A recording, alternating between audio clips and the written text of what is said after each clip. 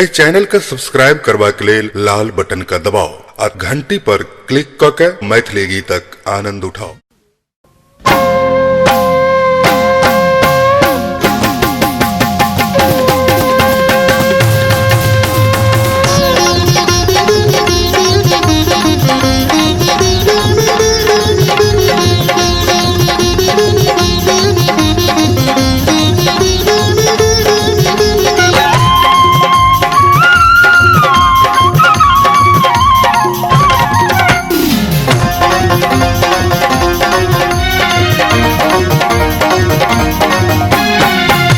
मैया जी तोरे दर्शन ले एलो, मैया जी हम दर्शन ले एलो।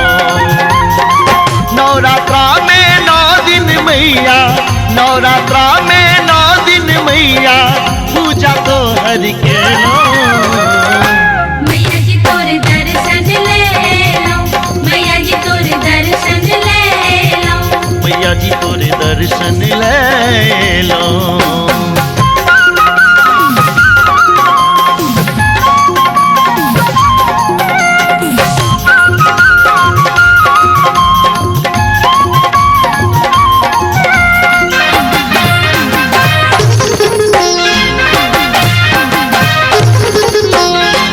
कलशा में गंगा जल भर का मंदिर में स्थापित केलो। कलशा में गंगा जल भर का मंदिर में स्थापित केलो।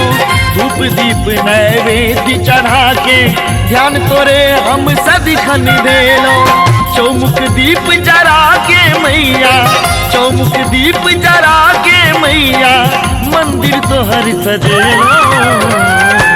मैया जी तोरे दर्शन ले एलो, मैया जी तोरे दर्शन ले एलो, मैया जी तोरे दर्शन ले लो।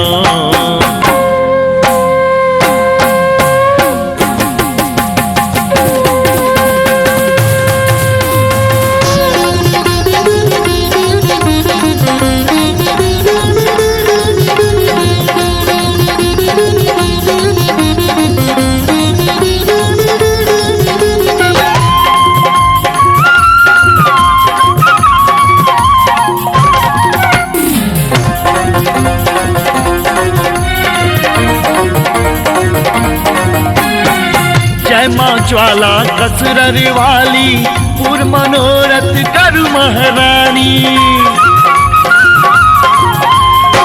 जय माँ ज्वाला कसरर वाली पूर मनोरथ कर महारानी। शंभु बाबा जे जीवन सहारल नव जीवन दिलो हे कल्याणी। महिमा अगम अपार है मैया, महिमा अगम अपार है मैया, महिमा गायब सुने लो। मैया जी तोरे दर्शन ले एलो, मैया जी तोरे दर्शन ले एलो, मैया जी तोरे दर्शन ले लो।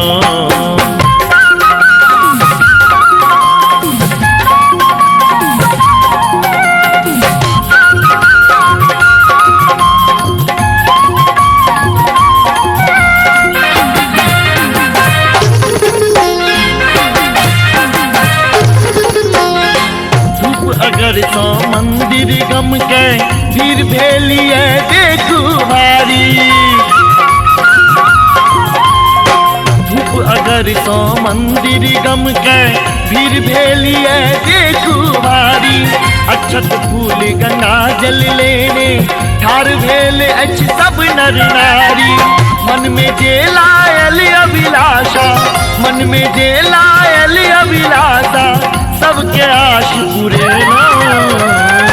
मैया जी तोरे दर्शन ले एलो, मैया जी तोरे दर्शन ले एलो, मैया जी तोरे दर्शन ले लो। नवरात्रा में 9 दिन मैया, नवरात्रा में 9 दिन मैया पूजा तो हर के लो।